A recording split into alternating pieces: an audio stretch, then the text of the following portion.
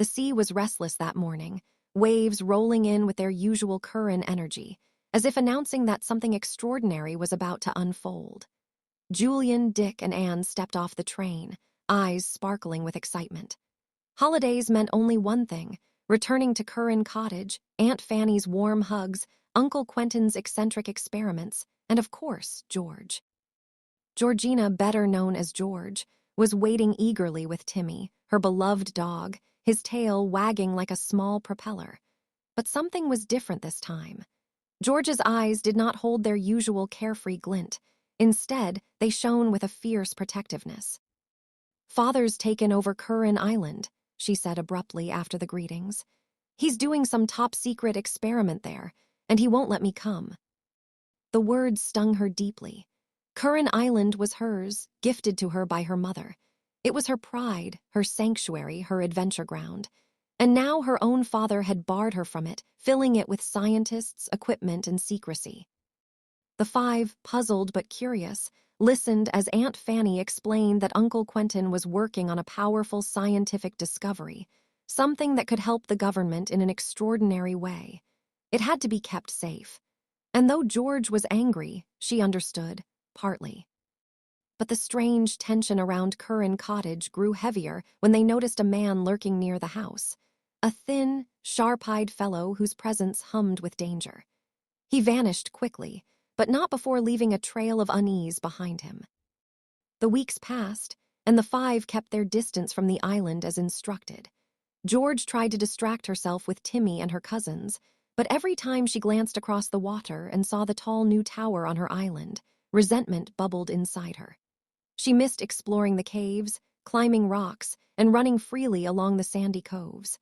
The island had never felt so far away. One stormy night, as wind screeched outside and waves crashed violently, a sudden sound echoed through Kirrin Cottage, an urgent tapping. Anne jumped nervously, but George rushed to the window. There, soaked to the bone, stood a stranger. When the door was opened, he stumbled in, exhausted. His name was Mr. Kirtin, a supposed nature photographer who had lost his way. He spoke politely, but something about him felt wrong. His eyes darted around too quickly, and he seemed unusually interested in Uncle Quentin's work. George watched him closely, mistrust prickling inside her. The next morning, Mr. Kirtin left, but Timmy's loud, furious barking followed him all the way down the lane. Soon after, another strange message arrived, a note from Uncle Quentin saying he was safe and well. But the letter felt oddly formal.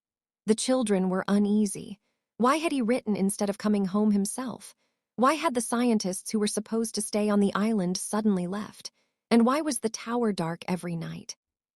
One quiet afternoon, when the sea had calmed and George could no longer bear the suspense, she made a decision. "I'm going to Kirrin Island," she announced. "Something's wrong, I can feel it." Julian knew better than to argue with George once her mind was made up. And deep down, he agreed, strange things had been happening. So the five prepared quietly, rowing out under the cover of dusk. The moment they reached the island, George felt at home again. But her joy faded when she saw the tower, silent, shadowed, almost abandoned. They climbed cautiously to the entrance of the underground room where Uncle Quentin worked. Inside, the place was a mess. Scattered papers, broken equipment, signs of a struggle. And then they heard it. A faint cry, weak, desperate. "Help!" It was Uncle Quentin. They found him locked inside a cell beneath the tower, pale, tired, and extremely hungry. When he saw the children, especially George, relief washed over his face. He explained everything. The experiment he'd been working on was a breakthrough, but dangerous criminals wanted it. Mr. Kirtin had not been a harmless photographer. He had been spying. One night, Quentin had been kidnapped, his assistants sent away, and the island taken over. But there was more. Quentin revealed that the criminals were returning, and they wanted both him and his research. The five had to escape, and fast. George helped her father walk while Julian and Dick scouted the way. Timmy stayed alert, growling at every suspicious sound. But as they climbed out of the underground passage, they heard a boat approaching. "They're here," whispered Anne. Thinking quickly, the children guided Uncle Quentin toward one of the old secret caves George knew well. The tide was rising, and the cave would flood if they didn't escape soon. They hurried through winding tunnels, crawling under low rock arches, slipping on wet sand, every second ticking toward danger. Outside, the criminals were searching. Torches flashed across the rocks, voices shouted orders, footsteps echoed. And then one of them spotted Timmy's paw prints. The chase began. Inside the cave, water was rising rapidly. Julian had only moments to think. "We'll have to swim out through the narrow exit," he said. It was risky, but they had no choice. One by one, they slipped into the icy water. Timmy swam beside George, nudging her along protectively. Uncle Quentin, though weak, managed to keep going with Julian supporting him. They emerged on the far side of the island, hidden by a large outcrop of rocks. The criminals didn't know that secret exit existed. They staggered onto the sand, shivering, exhausted, but alive. A fishing boat was passing nearby, and the five waved frantically. The boatmen, recognizing the Kirrin children, quickly brought them aboard and took them back to the mainland. The police were called immediately. Within hours, officers stormed Kirrin Island, capturing the gang and recovering Quentin's stolen research. Back at Kirrin Cottage, warm blankets wrapped around them and hot soup filling their stomachs, the five finally relaxed. Uncle Quentin thanked them with rare emotion. He told George how brave she had been and how proud he was. George glowed with happiness.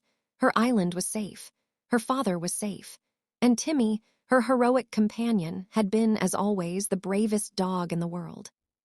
As the sun set over the sparkling water, the five sat together on the cliffs, watching waves crash against Kirrin Island.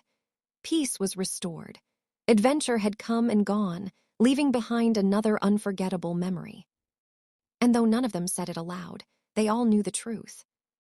Wherever the famous five went, adventure was never far behind. Please like, share, and subscribe.